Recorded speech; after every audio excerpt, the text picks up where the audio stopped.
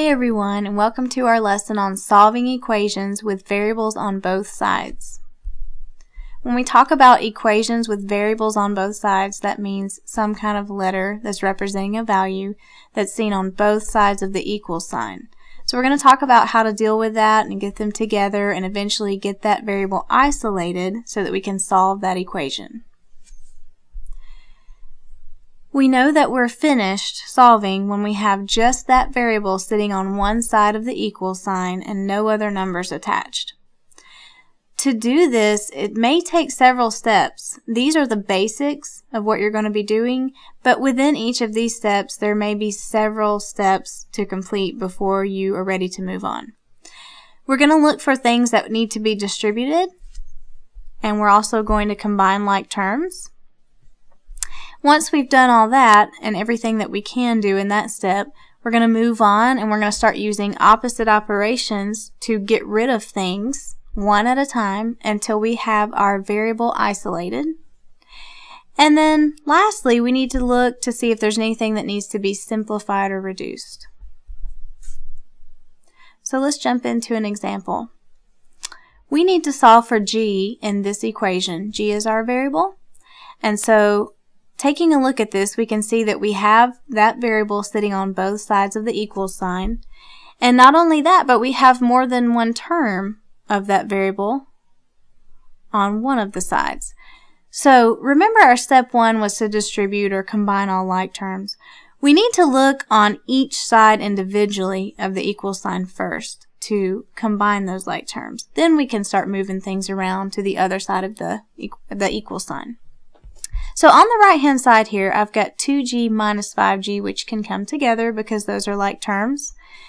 And on the left hand side, I have two regular numbers, whole numbers that can come together and be added together. So when we have done that, if you look down here at the bottom, we will have g minus 8 on the left, that negative 8 coming from negative 11 plus 3, and we'll have negative 3g on the right, coming from our 2g minus 5g. Now we still have variables on both sides, but we don't have more than one term of that variable on either side, so we're in good shape. Okay, we need to continue. Now we need to get those variables together on the same side of the equal sign. So we can move them both to the left or both to the right. It doesn't matter. I like to leave numbers on both sides of the equal sign to make it easier in the future. So let's move our, actually I've got our negative 3g on this right hand side coming over to the left. And you can do this either way. But if you want to move him over, we're going to start using opposite operations to do that. It's a negative 3g, so I want to add 3g to both sides. That's the opposite of minus 3g. And when I do that, I'm going to come over on the left-hand side and add it in with my 1g that's already sitting there. So I'm going to end up having 4g minus 8 equals nothing over here because my negative 3g and my positive 3g canceled each other out. Okay, so you can see this down here. We're one step closer to getting that variable by itself. We now have the variable terms together. Now we need to get the variable isolated. So start thinking about opposite operations again. What can we do to get rid of these things one at a time till our g is all alone?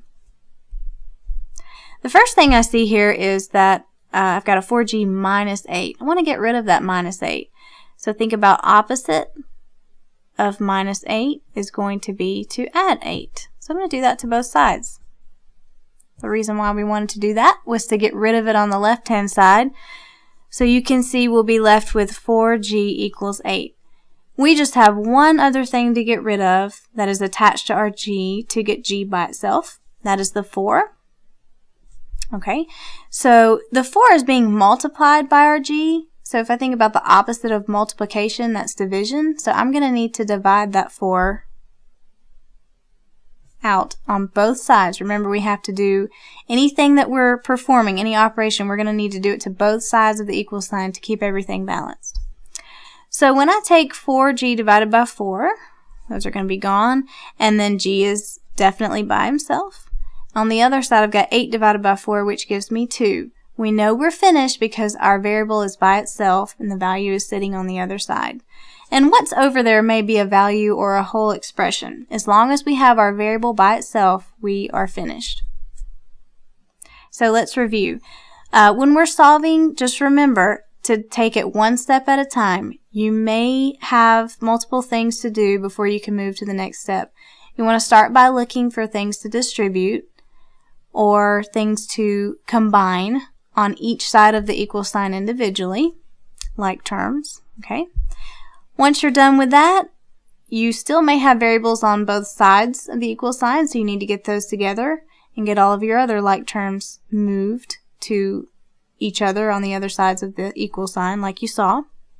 Okay, so continue with your solving steps and start moving into the opposite operation step.